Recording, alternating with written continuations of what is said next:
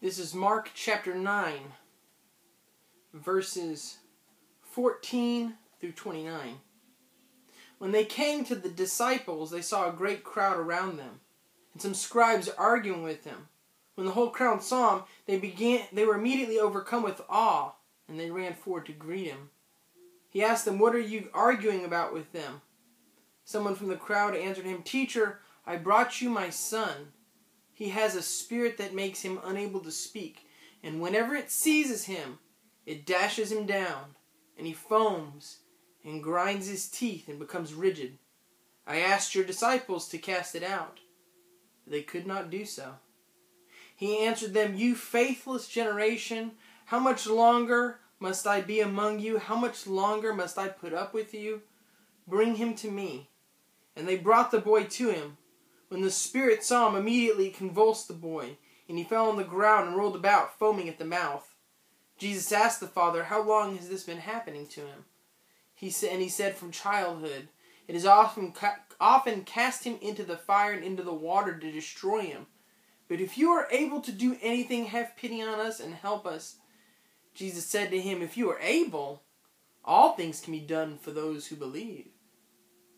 Immediately the father of the child cried out, "I believe. Help my unbelief." When Jesus saw that a crowd came running together, he rebuked the unclean spirit, saying to it, "You spirit that keeps this boy from speaking and hearing, I command you, come out of him and never enter him again." After crying out and convulsing him terribly, it came out, and the boy was like a corpse, so that most of them said, "He is dead." But Jesus took him by the hand and lifted him up, and he was able to stand.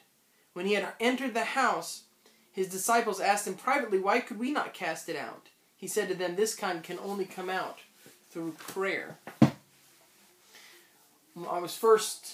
This passage was first brought to my attention by a book called The Tragic Sense of Life by Miguel de Unamuno, and I highly recommend that book. The point of the passage, or the apex of it, is when the father turns to Jesus and says, "I believe. Help my unbelief." I say that to myself every morning. I turn to God and I say, "I believe, God, I believe. Help my unbelief." I think within the heart of every reflective believer, there is some belief and some unbelief. We struggle before God to believe in God. The father's belief was there. I think it was there because he needed something. Someone he loved was in pain and was hurt and was afflicted. And before this problem, he found nothing within himself. He could not solve the problem. He'd obviously tried before. Jesus was his only hope left. Faith has to come, at least in part, from an awareness of our own need for something bigger than ourselves.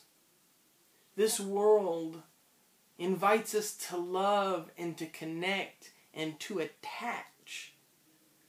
The wondrous moments of life call us into life. They drag us or draw us into involvement.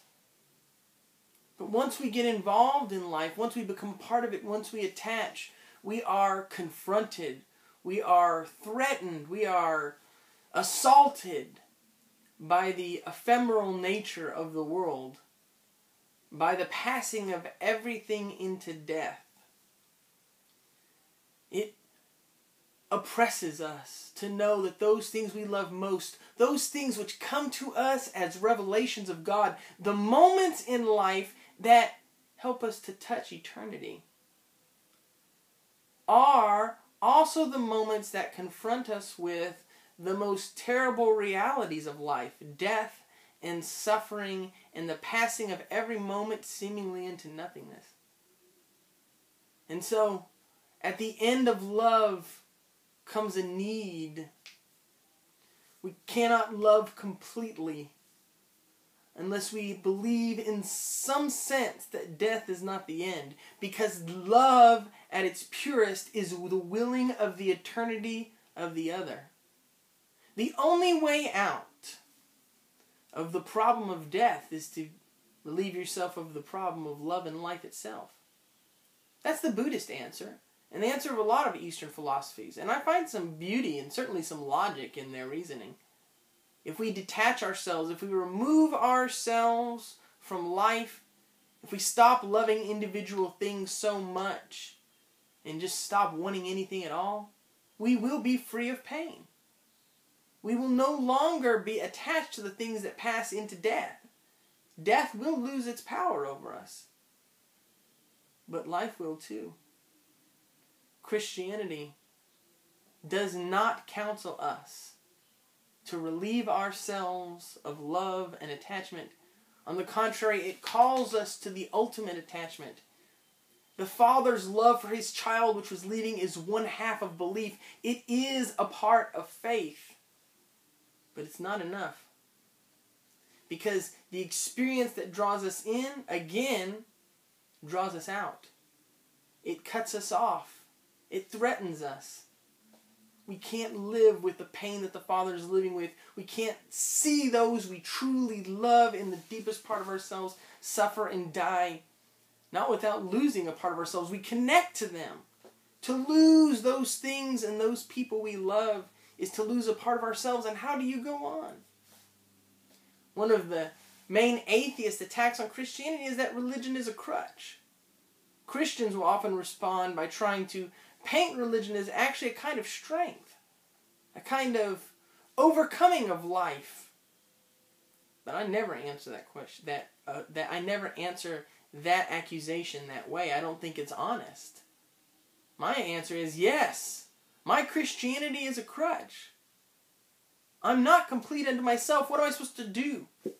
Hop around on one leg? No, I need something more than myself. I cannot connect to things the way I think I should. I cannot attach myself to people the way I should without the belief that there is something beyond me that saves them from death. I have to go to Jesus and say, I need you. I need you. I believe. Now help me believe that there's something more to this life, so that I can fully give myself over, so that I can love people the way I want to, so that I can attach. For Christianity, loving the world so much that the loss of any part of it should destroy you, but being able to trust that yet you will not be destroyed, that is faith.